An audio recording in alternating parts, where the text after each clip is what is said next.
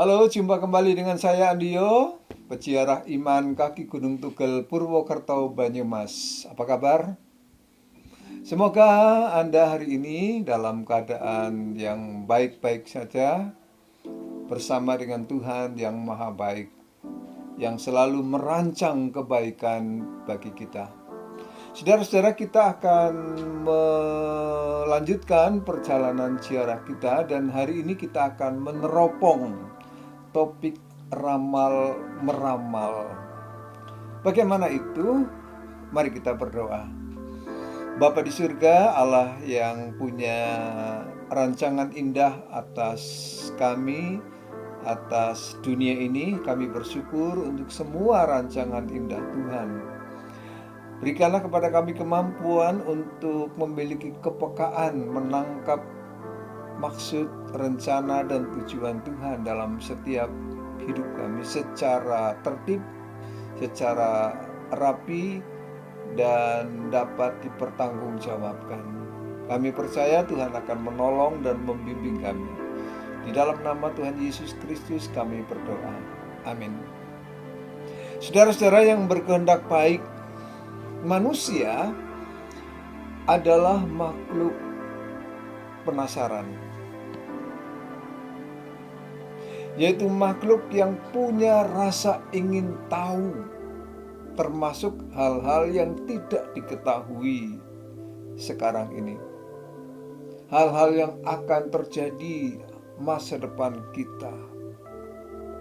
Oleh karena itu, yang namanya ramalan, apakah itu sio, zodiak, bintang, garis tangan, tarot, laku keras, bahkan yang disebut pengkhotbah Kristen pun tidak sedikit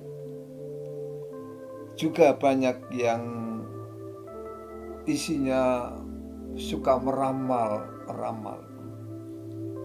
Saya dengar di YouTube pengkhotbah Kristen yang tidak sedikit yang suka meramal, bahkan kadang-kadang lebih berani daripada tukang ramal beneran. Saya pernah ikut KKR tahun 99 di Surabaya. Pada waktu itu sang pengkhotbah dengan sangat berani mengatakan bahwa waktunya sudah dekat. Tinggal beberapa hari lagi Tuhan Yesus akan datang dan tanda-tandanya bla bla bla bla, itu sudah sangat jelas. Waktu itu menjelang milenium kedua, yaitu masuk tahun 2000. Jujur saudara-saudara, saya sangat suka dengan semangatnya. Dia berkobar-kobar memberitakan itu, tapi tidak isinya. Dan kebiasaan semacam ini selalu terulang. Terawangan, teropongan tentang apa yang mungkin terjadi. Bahkan kadang-kadang nasib baik, jodoh, ekonomi, atau awan gelap, ada kecelakaan, pesawat terbang, ada bencana alam di daerah ini atau daerah itu, ada tokoh masyarakat yang akan meninggal atau terjadi transisi kekuasaan dan sebagainya. Apalagi ketika bencana alam beruntun seperti yang terjadi pada akhir-akhir ini. Banjir bandang, gempa bumi, resesi ekonomi, konflik Rusia-Ukraina. Orang kemudian suka meramal. KKR diisi dengan berita kedatangan Yesus Kristus yang sudah dekat. Ini sudah ada tanda-tandanya bencana alam, perang yang besar. Tinggal beberapa hari lagi. Dan lucunya saudara-saudara, banyak jemaat Tuhan yang menikmati, bahkan berdecak kagum. Padahal itu ramalan. Meskipun kadang dibungkus dengan kata nubuat, meskipun dalam pengertian yang disalah mengerti, disalah pahami. Betul kan? Pertanyaannya saudara-saudara, Apakah ada orang yang tahu masa depan seseorang atau suatu bangsa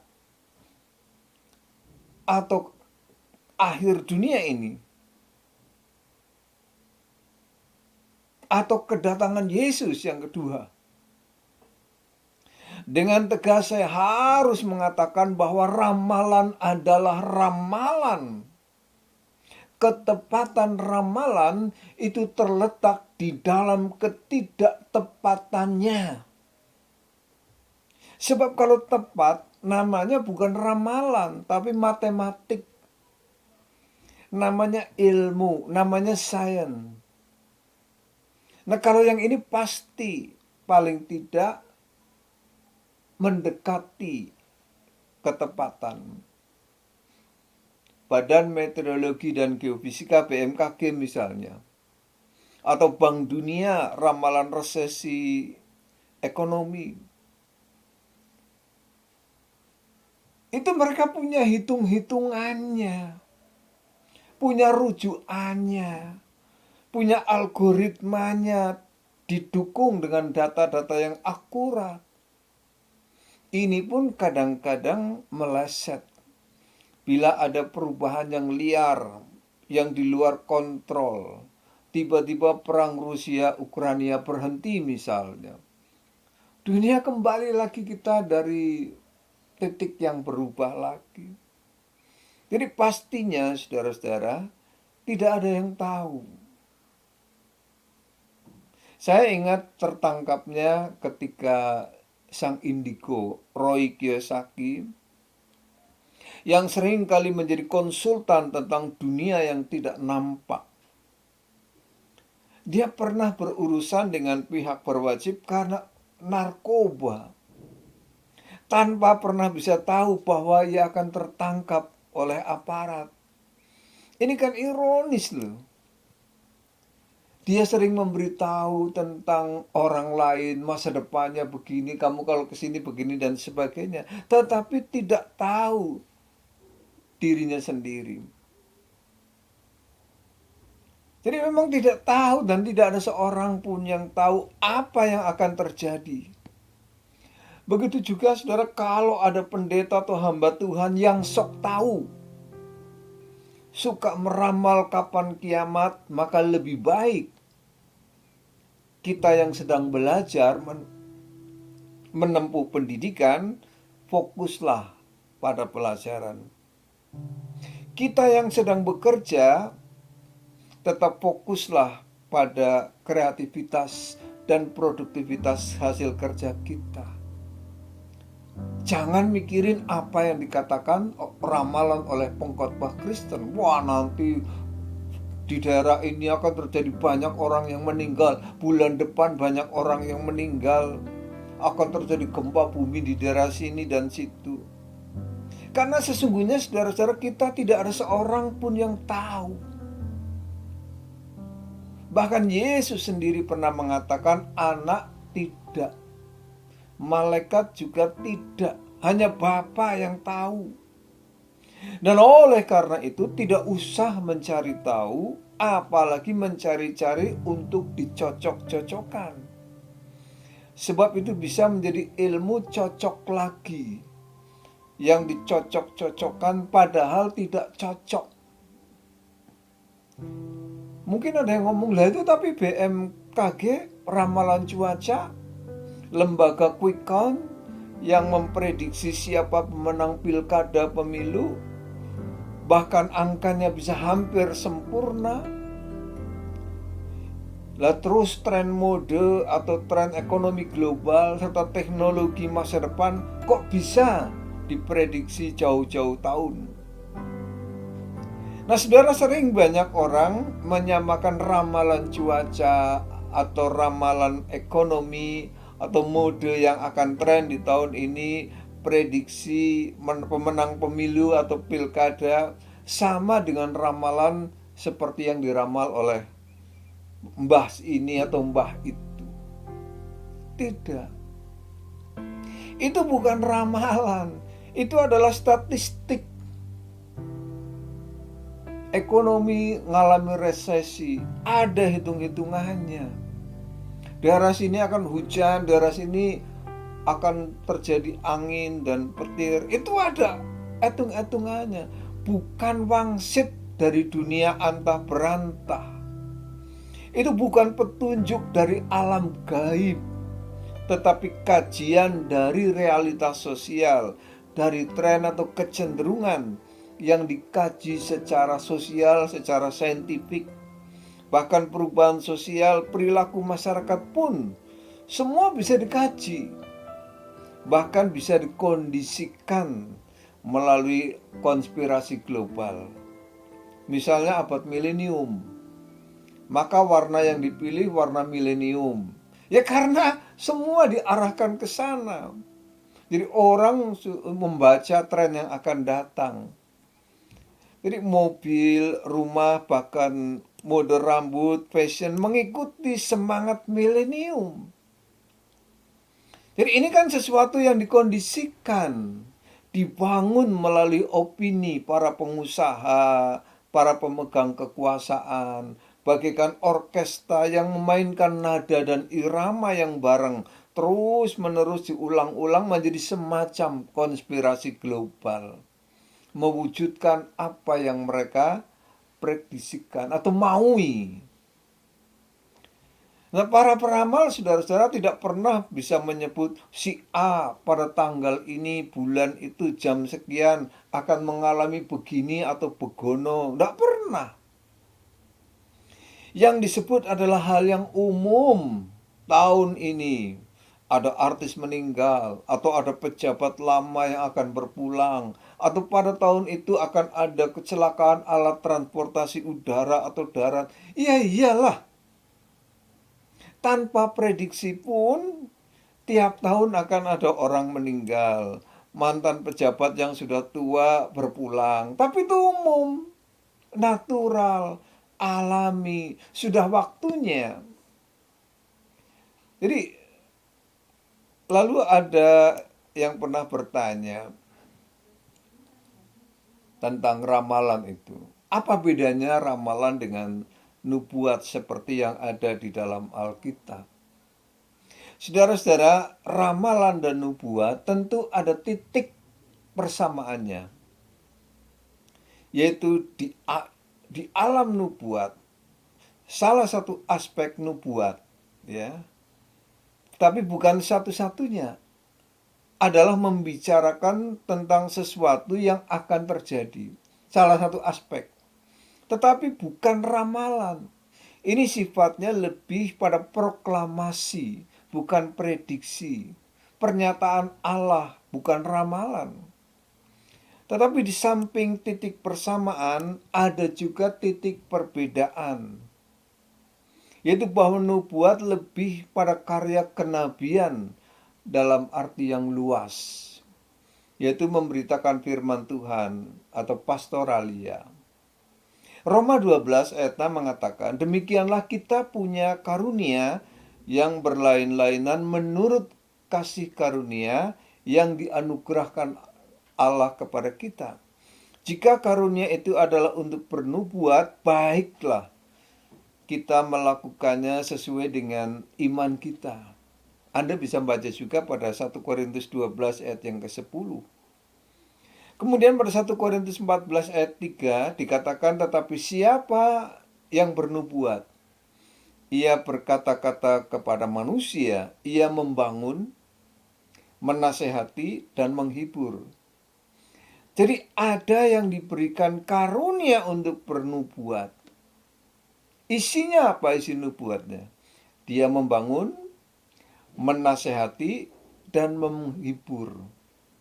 Artinya dia melakukan pewartaan, dia melakukan khotbah, melakukan tugas pastoral, penggembalaan jemaat, memberikan pendampingan pastoral di dalam persoalan mereka dengan arahan yang sesuai dengan kehendak Allah dan landasan firman Tuhan, memberikan penghiburan bagi yang mengalami kepahitan dan kesesakan di dalam hidup.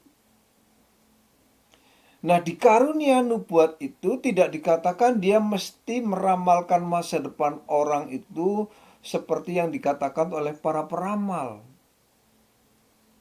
Kamu nanti di tahun sekian akan seperti ini atau seperti itu. Jangan pergi ke arah barat atau ke arah timur karena bisa menghadapi bahaya yang tidak kita duga dan seterusnya. Itu peramal. Nah, kalau di dalam KKR atau kebaktian-kebaktian gerejawi ada hamba Tuhan yang suka meramal-ramal seseorang atau jemaat, maka dia pasti tukang ramal, bukan sedang bernubuat. Tidak bedanya dengan para peramal yang ada di dunia selebriti. Beda baju doang. Yang itu adalah ramalan menurut visi yang dia miliki, sedang yang ini sok-sok pakai ayat-ayat Alkitab dan kadang-kadang dengan begitu berani mengatakan Tuhan berbicara kepadaku. Yang kadang-kadang dia tidak bisa membedakan antara hati nurani, antara kepekaan-kepekaan intrinsip di dalam dirinya dengan apa yang ada. Oleh karena itu saudara-saudara, yakinlah bahwa tidak ada orang yang tahu akan masa depannya seperti apa, di mana kita akan hidup dan bagaimana hidup kita. Tidak ada yang tahu. Tetapi bukan berarti kita tidak boleh merencanakan.